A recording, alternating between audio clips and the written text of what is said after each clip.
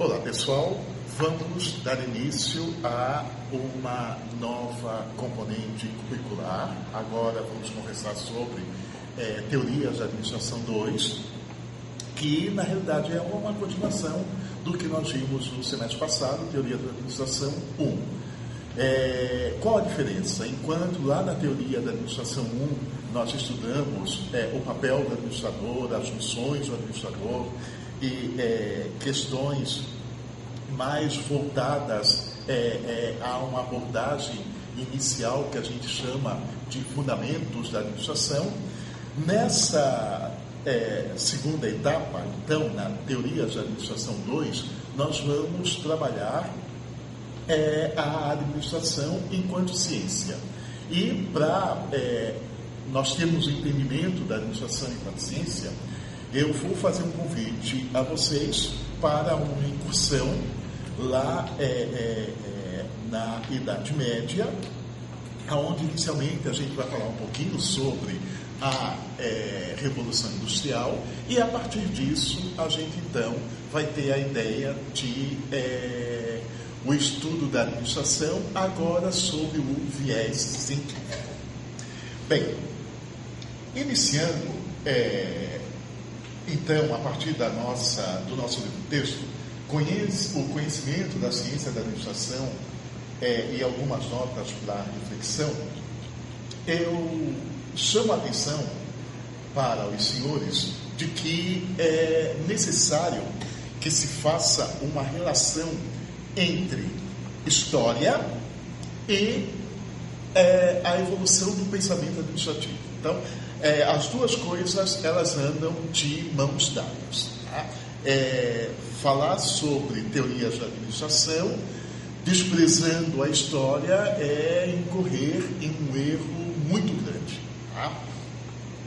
A nossa apostila, ela vai lá num momento da história em que se falava do Código de Hammurabi, tá? Mas eu prefiro começar essa nossa conversa exatamente a partir da Revolução Industrial, tá? E os efeitos que esta reevolução trouxe nas formas de produção. É o que nos interessa nesse momento para conversarmos sobre administração enquanto ciência. Bem, vocês já ouviram falar, é lógico, sobre o momento da história em que a sociedade ela vivia organizada em feudo. Então, nós temos um momento que a gente vai chamar de regime feudalista, né, onde o feudalismo ele dominava a Europa e nós tínhamos produção era eminentemente agrícola, e dentro desses feudos, né, que a palavra mais próxima que nós temos no século 20 e 21 é condado. Então, nessas aglomerações de pessoas, né, que produziam, ficavam com a parte dessa produção e a outra parte era para o senhor do feudo, existiam trabalhadores com determinados ofícios. E aí nós tínhamos o sapateiro, o ferreiro, aquele que se destacava em fazer armaduras, aquele que se destacava nas questões de instalagem e antigas formas de hospedagem.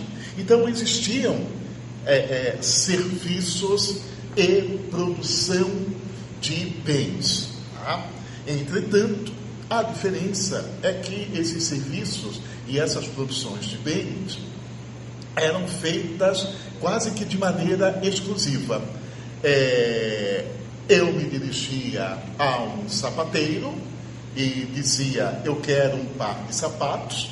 Ele tirava a medida dos meus pés e dali a um mês eu voltava para pegar então o meu par de sapatos. A produção se dava mais ou menos desta forma, tá? E aí, com o fim desse período feudalista, ou seja, com o fim dos feudos, e esse fim ele vai combinar com um processo histórico que tende a nos remeter a uma ideia de que nesse período as pessoas ainda viviam muito vinculada a uma ordem clerical, ou seja, uma ordem vinda da igreja, a Igreja Católica, aonde era vedado às pessoas terem acesso ao conhecimento. Mas com o passar do tempo, e aí já no final do feudalismo, a gente vai perceber, aí já no século XVIII, que a gente tem na sociedade um conjunto de pessoas dispostas a estudar, a pesquisar, a sair de uma situação de obscurantismo científico para uma visão mais iluminista. E o período vai assim ser caracterizado, né? O período das ideias, o período das inovações, o período das descobertas.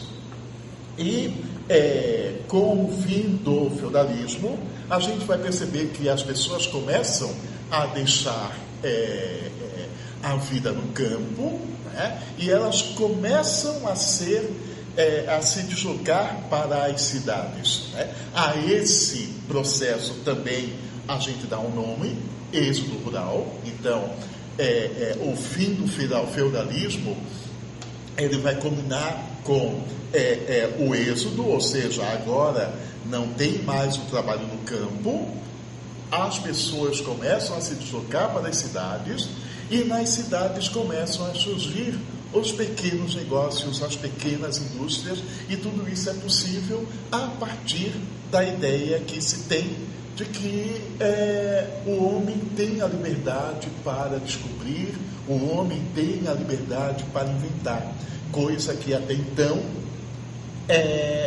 essa prerrogativa não era dada, né? Então a gente vai ver que desde 1400, 1300, a sociedade ela vivia sobre uma rígida orientação e controle da Igreja Católica.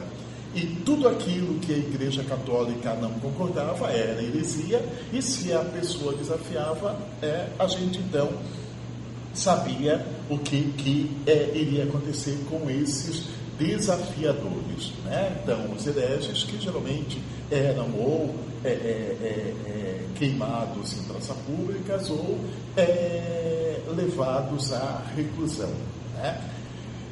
Bem, se a história é o ponto fundamental para que a gente entenda a evolução do processo administrativo, eu digo para vocês que, com o êxodo rural e a vinda das pessoas para as cidades começam a necessitar de serviços para receber, então, esse contingente de pessoas. Nas cidades começam a surgir pequenos negócios, pequenas indústrias, bem como a gente vai ter um marco histórico muito grande e que vocês precisam carregar isso para o resto da vida profissional de vocês.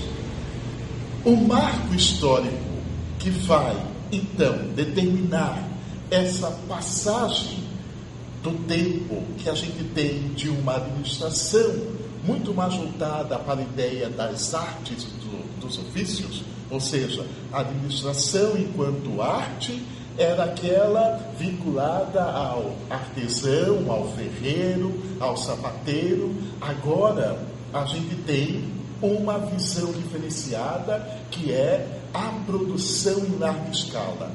E essa produção em larga escala, ela é possível justamente em função da revolução industrial.